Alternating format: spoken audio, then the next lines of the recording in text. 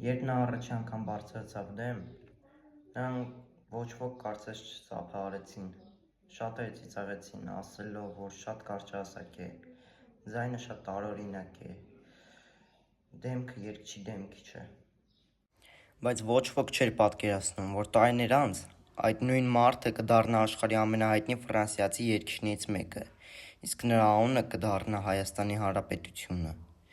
Սա Շառլ Անձնավորի պատմությունն է։ Այս պատմությունը սկսվում է դեռ Շառլի ծնվելուց առաջ։ 1915 թվականի ողբերգությունից հետո հազարավոր հայեր կորցրին ամեն ինչ։ Նրանց թվում էին նաև ապագա երգչի ծնողները։ Նրանք փրկվեցին եւ հասան Ֆրանսիա։ Նրանց երազանքը Ամերիկան էր, բայց ճակատագիրը որոշեց այլ կերպ։ Նրանք մնացին Փարիզում։ Այնտեղ ծնվեց նրանց որդին՝ Շահնուր Վաղինակի Անձնավորը։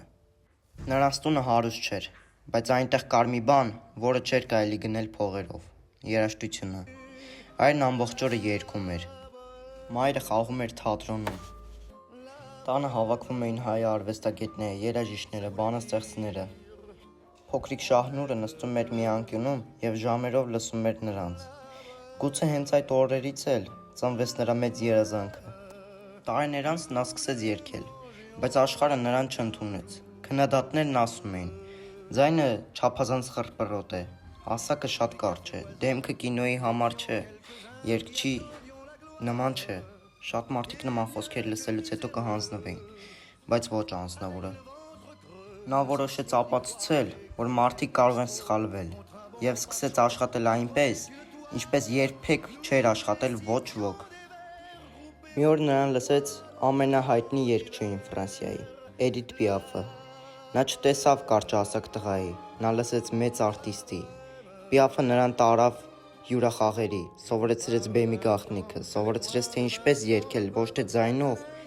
այլ սրտով։ Շատ աստղեր հայտնի են դառնում երիտասարդ տարիքում, բայց Ազնավուրը ստիպված էր սպասել։ Երկար, շատ երկար։ Միայն 36 տարեկանում եկավ այն օրը, որի մասին երազում էր մանկուց։ Նրա երգչերը սկսեցին հնչել ամբողջ աշխարհում։ Հազարավոր մարդիկ լացում էին նրա համերգներին, միլիոնավոր մարդիկ երգում էին նրա հետ, իսկ քննադատները նրանք արդեն լռում էին։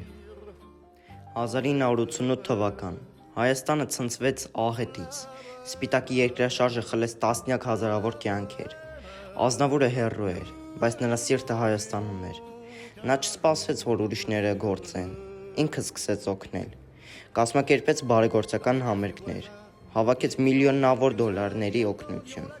եւ աշխարհին նորից հիշեցրեց,